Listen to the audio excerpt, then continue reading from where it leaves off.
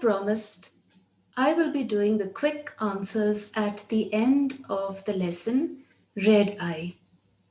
I hope that you have done your homework and written all the answers that you could think of. Have you?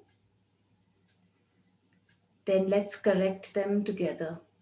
Keep your answers in front of you and a pencil ready. If you are new here, I'm Melaine from English Made Easy. This channel is dedicated to creating easy and interesting lessons so that you can improve your English in an enjoyable way. If you like the lesson that I do today, do hit that like button. And if you haven't already subscribed to my channel, please do so because in doing so, you will get notified each time I post new content. And if you are already a subscriber, I want to take this opportunity to thank you for your support. Today's lesson was a special request, so let's get on with it now. Keep your answers ready and let's start. Here we go. This is the question in your textbook. The story gives us some interesting information about garter snakes. Draw up a fact file using the format given below. Then draw or stick a picture of a garter snake in your notebook. So here is the first point, appearance. Before we go to it, let's see what the meaning of the word appearance is. If you don't know what the word means, you will not be able to find the answers. So, appearance means how something appears or looks. Now that we know what the word appearance means, can you think back? Think and see if you can remember all the things that you have learnt about Red Eye. Everything you read about in the story. And let's see how many of these things you remembered or how many of these things you found when you were doing your homework. Shall we? It was as long as Cindy's arm. It had red eyes, of course it did, and therefore it was called Red Eyes. It had 3 pale stripes and orange dots on its body. It had beautiful little blue slashes on its head. Now we go to the habitat. First of all, the meaning of the word habitat. Habitat means the natural home of an organism, the place where an organism lives naturally. Now that you know what the word habitat means, can you think back and try and remember where the garter snake was found in the first place? Who found it? Cindy found it, right? Where did she find it? Where was she when she found the snake?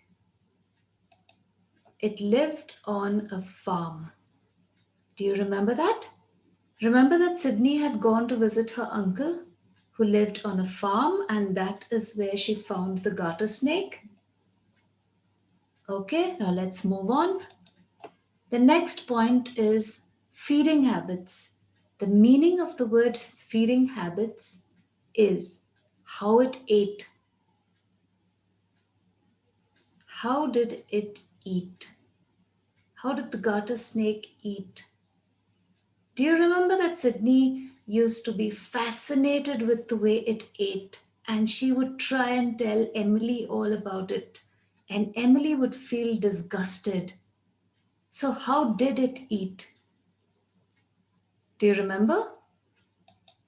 It opened its mouth very wide and swallowed whole pieces of raw fish. Remember that? If you did, very good. What about the characteristics, which means the quality of a person or animal. What were the characteristics of this particular snake, the garter snake? What did they observe? What did Cindy observe, to be precise? It was her pet, her observations. What did she see? It was non venomous, that was one thing. How do we know that? Because Sydney's uncle told her. But according to the story, Cindy already knew about it. It was Emily who did not know. It was a good escape artist. How do we know that? Because Cindy's aunt told her about it. In fact, when she gave her the coffee can, she told her to make very tiny holes in the plastic lid of the coffee can. She said that the holes should be tiny because snakes are good escape artists and they could escape out of almost anything. Remember that?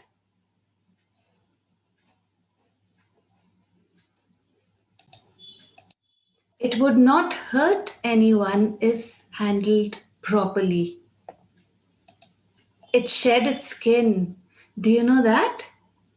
Do you remember how Sydney would try and tell Emily about it? That it shed its skin?